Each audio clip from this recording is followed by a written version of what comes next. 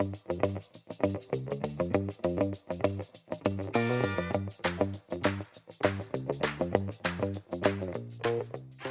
listeners. Hello, Peter.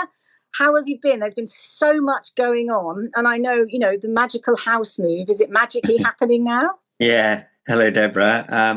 I really am in a kind of bleak prison cell now as the boxing up of stuff continues. We're in that funny stage now between having exchange contracts and completing. So we're 100% committed. We're all in. We are moving 175 miles west next week. So I don't think there'll be a podcast next week because I don't think I'm going to have any Wi-Fi.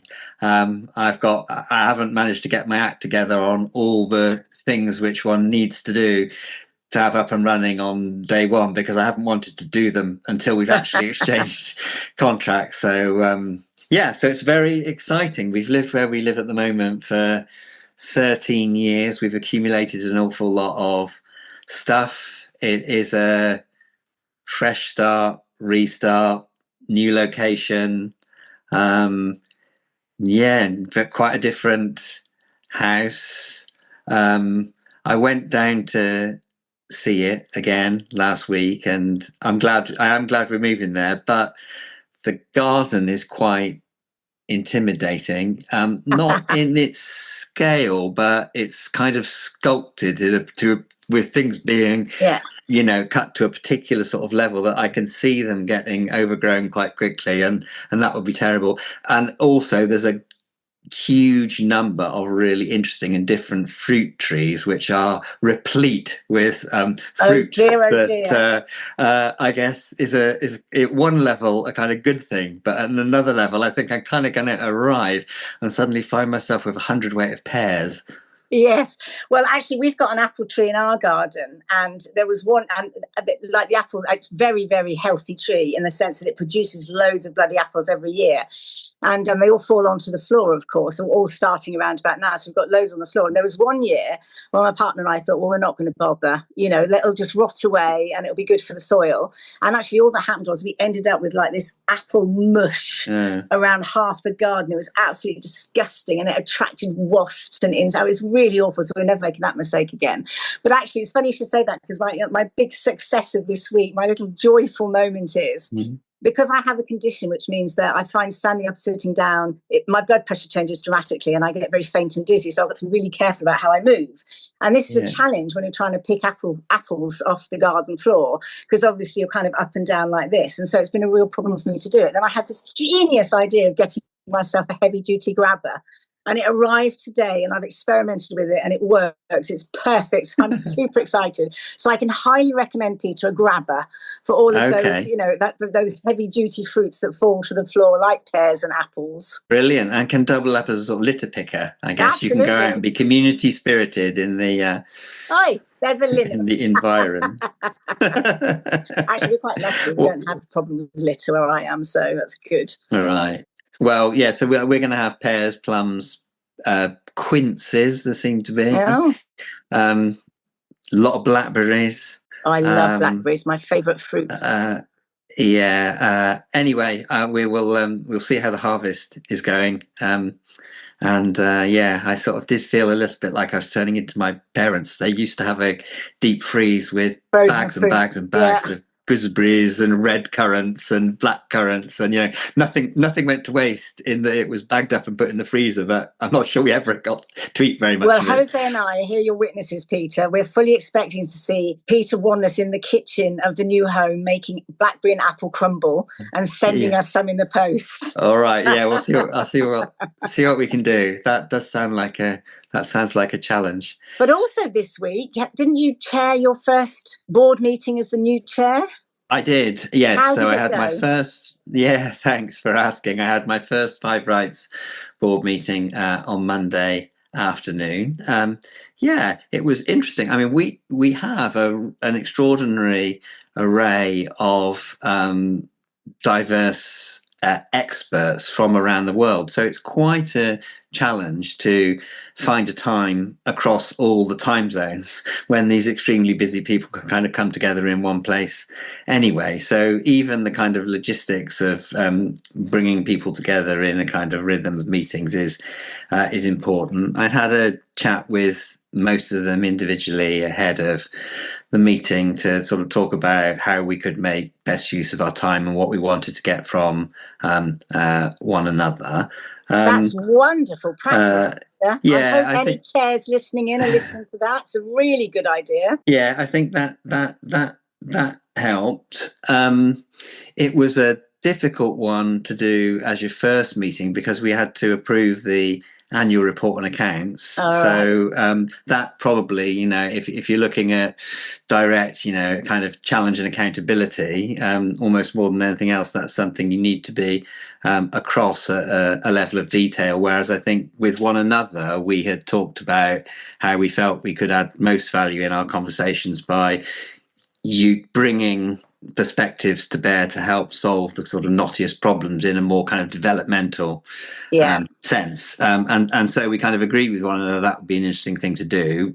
But in the meantime, we needed to kind of discuss and sign off the accounts and engage with the external auditors. So that was fine. At the end of the meeting, we did have a little session, trustees only. Now, when I was the chief executive, I felt very suspicious of trustee only sessions because I kind of worried that, firstly, the trustees don't always remember what they've discussed with the officers present and those and what they haven't, and then wonder why things haven't been taken forward, and it's because no one bothered to tell people what happened. But the other is it feels a bit kind of low-level trust, but it's in the rhythm of the way in which the board had worked up to this point. So we had a little time at the end, and I wasn't sure about the meeting. I thought it was interesting. I thought we had some good discussions on some huge issues, which we didn't always take, decisive, and therefore the action is this decisions. But it would have been foolish probably to have done that. And so I would say the kind of conclusion we reached with one another at the end was that we'd really enjoyed the conversations and appreciated one another and what the organisation was up to. And I would say that, in the medium term, that is necessary, but not sufficient. Yeah, well, but as a start, you've done one of the most critical things, because in my long experience, as you know, of dealing with boards in all sorts of different sizes of charities, the single thing that leads to the biggest breakdowns is the relationships within and between the board, and the relationships between the board and the chair, and the fact that you've taken so much time at this early stage to focus on the conversations, the relationship, that stands you in better stead for making better decisions in the future. So they will now feel more confident about saying if they don't agree with the direction of travel. Because yourself, very often boards, someone will have a bee in their bonnet. None of the rest of the trustees really want to interfere or get in the way, even if they don't agree. So something goes running off that didn't need to happen, but because the other trustees felt loyal to their colleagues or they didn't feel they could speak up. What you're doing by doing what you've done is you're making it a safe space where they are able to say, actually, Peter, I don't think that's the right course of direction. I think we should consider X, Y, Z. So it's a bloody good start, I would say. If you didn't make any decisions, that's not the end of the world,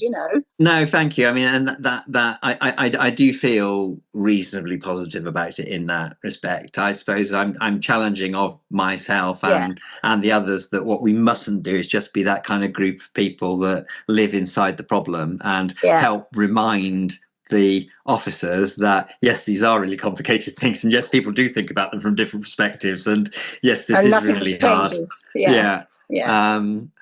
But anyway, it's one down. We're talking with one another about the value, kind of cost benefit of being together physically, face to face, and what would need to hold good to make it worth it spending the charity's money on having us together in one place. It feels a desirable thing to do on the face of it, but it is You've got to balance quite an investment. And at the moment I can sort of argue that both ways. There's nothing more important than us understanding and appreciating one another, and no better way of doing that than being together in one room. But at the same time, it is increasingly possible to know and understand one another remotely. So I don't know, again, that feels, I'd be interested in listeners' kind of experiences of the kind of pros and cons, overheads versus benefits, and how you kind of quantify the benefits of being together in real time. Well, in DSC, we only have one in-person board meeting a year currently, and all the rest of them are done virtually. And what we try and do is we try and make that, I mean, most of our board meetings are quite forward-thinking anyway, but we try to make that one the big thinking meeting, the big strategy meeting, the big input meeting, you know, that sort of thing. And then it does feel that it's worth it because, you know, I will say, like, agreeing strategy can be quite challenging when you're doing virtually, whereas in person people can't get away with not saying anything because it's very obvious. Do you know what I mean? It's like, so that's how we justify it at DSC. I mean, obviously it's not as expensive I mean, we have to bring people from all over the country. You know, quite a few of our trustees live quite far away. It's not like having to bring people from all over the world. But, but then on the scale that we're at, you know, it's probably the equivalent because, you know, we don't have a huge amount of spare money. So making a decision to spend it on trustees getting together. So I would say, you know, anything really about the future and about big strategy is better done together. Yeah. And if we can do it in the margins of some other event which we are hosting for a related purpose, or the other idea that sort of came up in the discussions was, you know, there are really important international gatherings which 2 or 3 of our board might be at.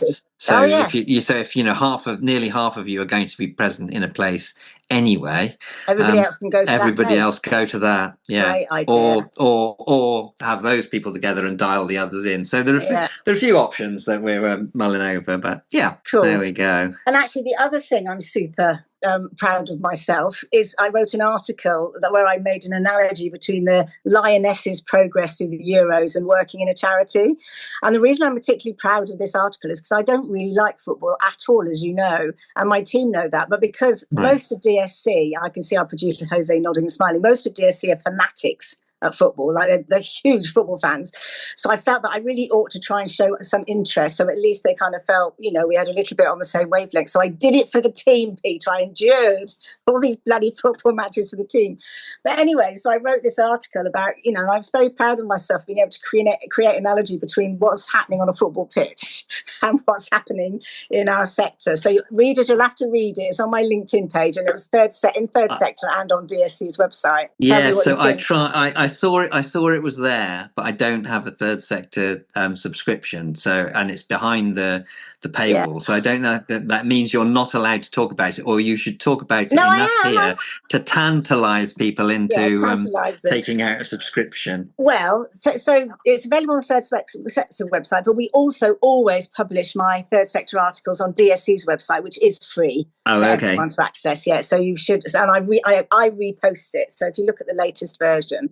But anyway, I should go and have a read, listeners. I'd be really, really interested to see if you think my analogy works. Like, you know, just a warning in advance. I think it does. Yeah, funny that. So a fact that I heard. I say a fact that I heard. I'm assuming it's true because someone said it. That there were 3 knockout games that the England women played: quarter-final, semi-final, and final. In all those 3 games, they were only ahead for 4 minutes and 52 seconds. Yeah, that's absolutely right. And we went into extra time in all 3 of those games. Yeah, so we were behind the game for almost the whole time, but came out on top. And which so yes, I can imagine. You can see the analogies already, can't you? Yeah, exactly. Yeah. It's, you know, when the odds are stacked against you, if you believe in yourself and and your cause, and one another. Yeah, absolutely. Like, I've got a great team and what we do really matters. And yes, it's rough and tough. Yes, there's no money. Yes, nobody's listening to us. But you know what? We ain't giving in and we're not going anywhere. You'd be amazed how many folk get through the crisis. It reminds me because there's a lot of comments in the commentary at the moment about the sector, about all the charities closing and how terrible it is, and but actually I've checked my facts and I've checked with the Charity Commission, and in fact there isn't a massive wave of closures. It's just we're noticing them more because they're being reported more in a way that they weren't before.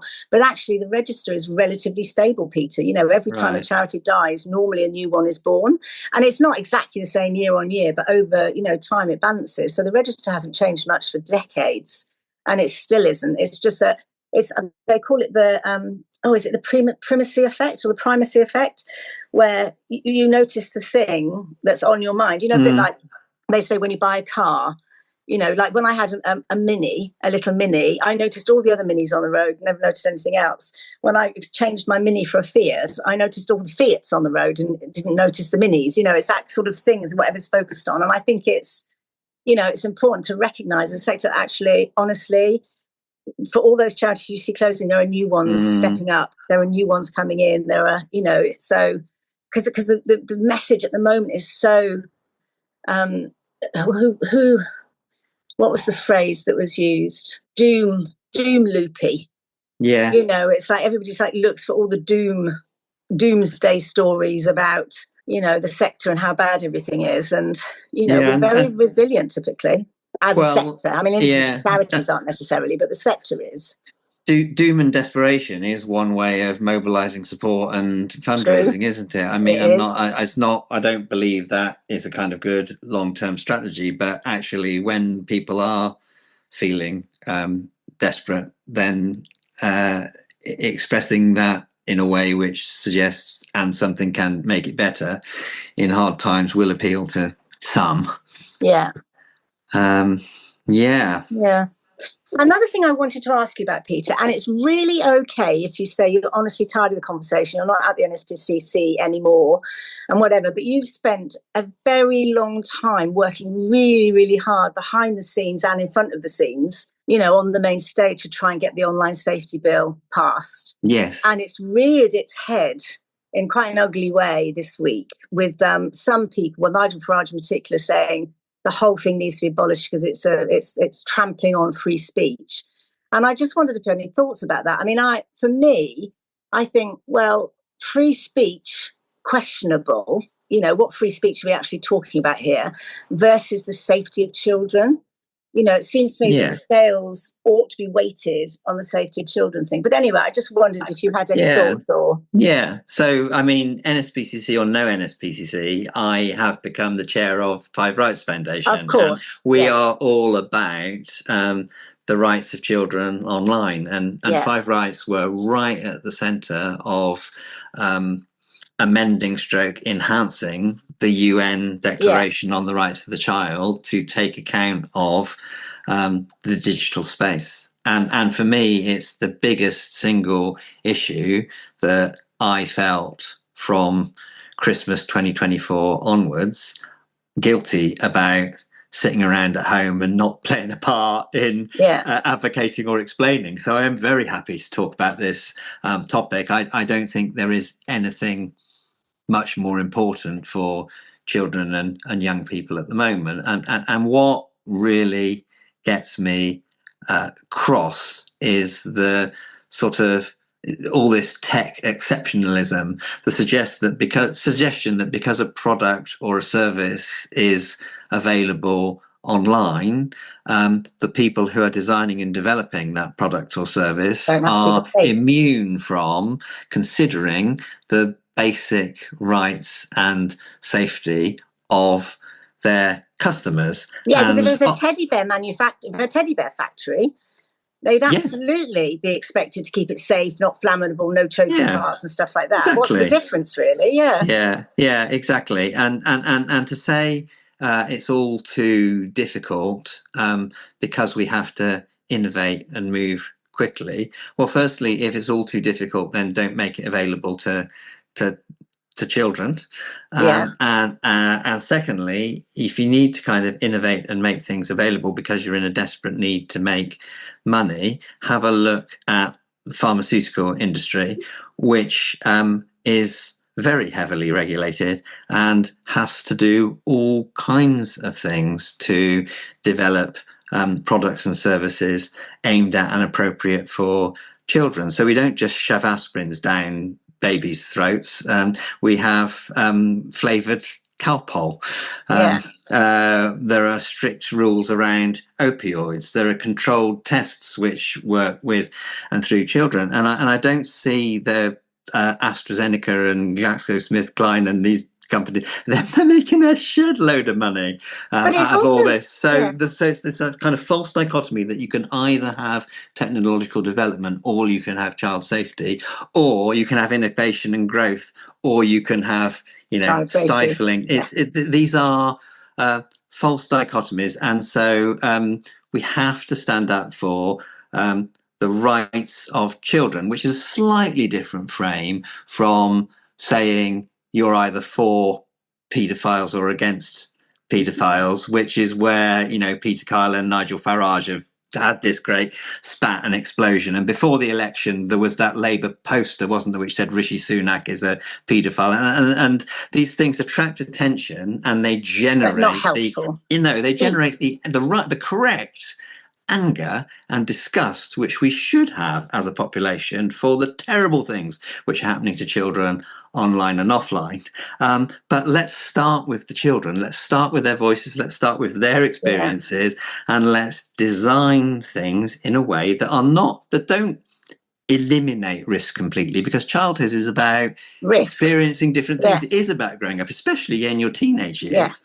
You're going to be pushing the boundaries, but don't be blind to it, or and say, well, that's not our responsibility, or let's just not look for the risk, because then we are failing our children and young people, and we're stoking up all sorts of problems for the future. So that's where I am. So I would have, rather than said to Nigel Farage, you're on the side of Jimmy Savile, which isn't exactly what Peter Kyle said anyway, but it could be uneasily that way. I would want to discuss really constructively with him what we can do to design the fundamentals of child protection into the online space, because that is what I am sure he believes in. And we know from polling that significant majority of reform voters care passionately about keeping children safe, and the kids are getting lost in this horrible kind of shouty match, and it's become I can't remember what word you used about it, reared its ugly head or whatever. I mean, that is because Ofcom have now at last finally introduced a regime which requires some really crunchy things of these companies. So they're having to do things, and if they don't do things, then there will be consequences. And so that does lead to a kind of lot of noise. Well, I think what drives me actually up the wall, I get completely with you on all of that. I think the thing that really pisses me off, though, is when people talk about their right to free speech being squished. And I'm always like, well, what is it you want to say that you're not going to be able to say as a result of online safety things being included? What is it you want to say? And I was like, people can't say that, can they? It's really hard. So what exactly is it? Do you want to be racist? Do you want to be anti-young people? Do you want what is it? And I always find this in conversations, because obviously there are folk in my family who are like, you can't say anything anymore. And my response is always, well, what is it that you want to say that you feel you can't say? And of course, it's bluster that there isn't any. You can say anything, So I think this squishing, and also the squishing of free speech. I don't know. It just occurs to me. It feels very much a bit like, all the people who bang on about free speech tends to be the right. And the free speech platforms that they're discussing or talking about tend to be the ones that allow extreme right language, behaviour, toxicity, and things like that. So you kind of wonder, come on, define for me free speech. Really, I find it most odd, and also this kind of like restricting of freedoms. Well, we have to work. I mean, I don't remember if you remember, Peter, but when they introduced the seatbelt law, which was in the 70s, wasn't it? There's massive outrage about how dare you dictate to us what we can do in our cars, and now does anybody question the restriction of our freedom of having to put on a seatbelt? So I do think some of the arguments are really just they're childish, they're immature, they're childish you know what I mean? Because lots of childish behaviour is rather wonderful, frankly, but you know what I mean. It's like it's not the engagement of mature, sensible people trying to move a thing forward? Yeah, I mean, I'm quite a private person. There are things which I like to. I don't particularly want the whole world to know. Maybe surprising for someone who's on a podcast and reasonably visible on sort of social media. So I respect people's desire to keep their own business to themselves. And I've probably said this on the podcast before in another context, but our money, for example, is something which is very private and precious to us, and we don't want anyone and everyone seeing how much money we've got in our bank accounts and what we are spending our money on. But we don't bat an eyelid at the technology which is used by the banks to intervene when they detect a suspicious transaction on our account. So it's not that Big Brother's kind of watching over us and interfering and intervening and publishing anything and everything we're doing, but they know enough to help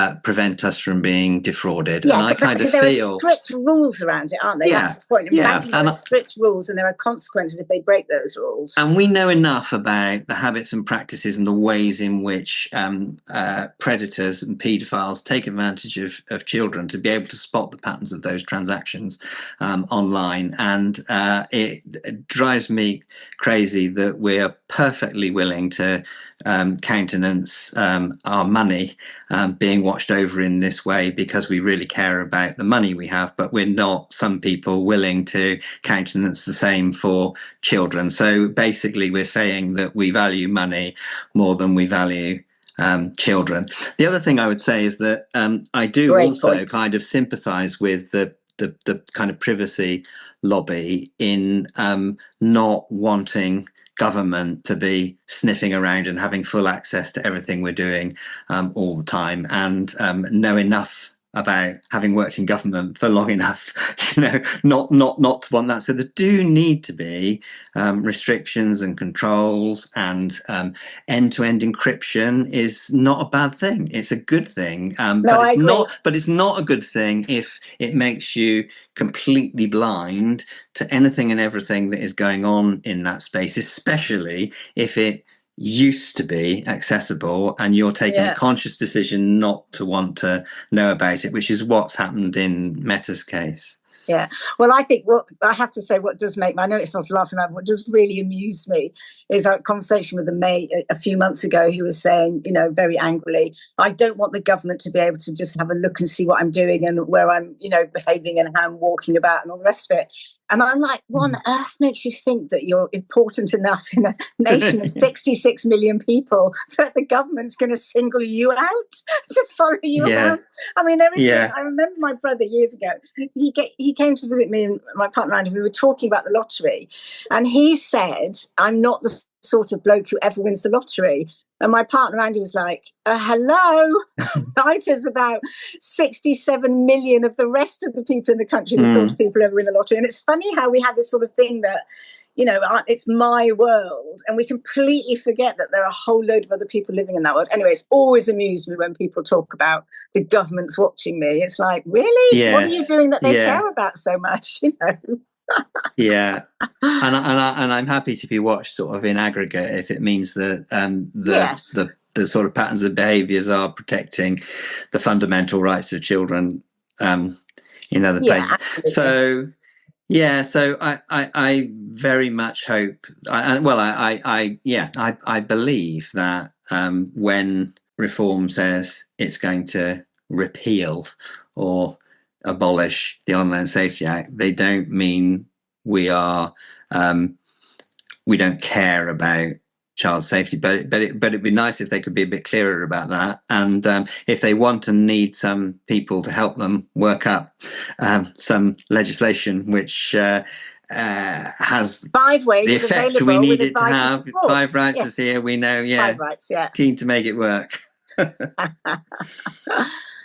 Oh, excellent. Yeah, I go because I was wondering how you'd feel about that. So, but it is, the free speech thing does wind me up a bit. It's like, it will be interesting to see how quickly and where Ofcom choose to exercise their powers, because having made a big song and dance of putting these powers into place, if they're not used at all, then the whole thing really is a damp squib. So I think it's a really interesting next kind of 3 to 6 months to see which battles they're willing to fight.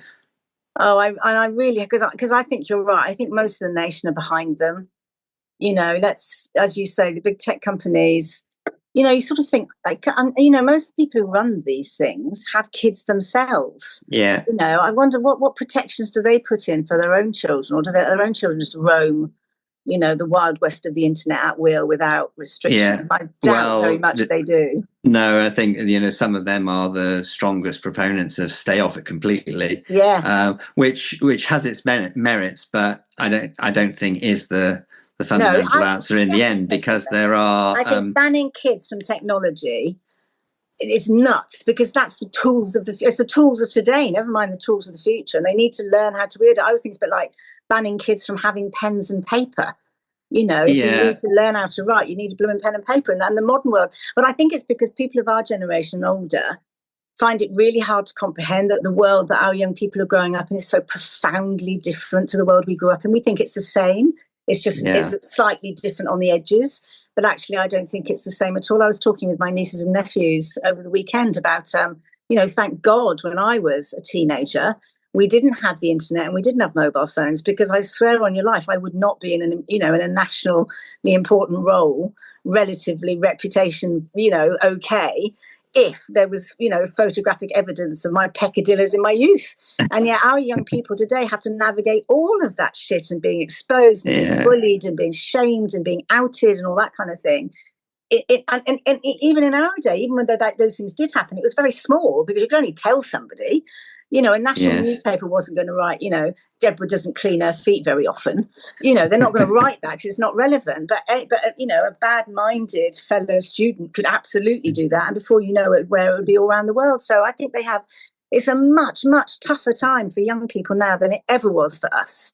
And I think they deserve courtesy and respect and protecting, but not taking away from them the tools that they're going to need to navigate through life. Yeah. And if you take everything away from them, you're essentially saying it's your fault and letting off the hook the people that should be designing these products properly. Absolutely. Yeah. But this one will run and run. I think we're probably out of time. It's been a great conversation. Again. I expect we'll come back to it at some point. I expect we will, though not next week, because I reckon I'm going to be without Wi-Fi internet, between houses, and so we may have to take a week off, and then if we're back in a fortnight, I'll see what fruit I can parade in our next conversation. Show off some of the fruit. Yeah, you will. You will both love and loathe your fruit trees, Peter. That's my experience. Anyway, thanks very much for listening. Take care. Peter, best of luck. Thank you. Move, and see you in a couple of weeks. See ya. Bye.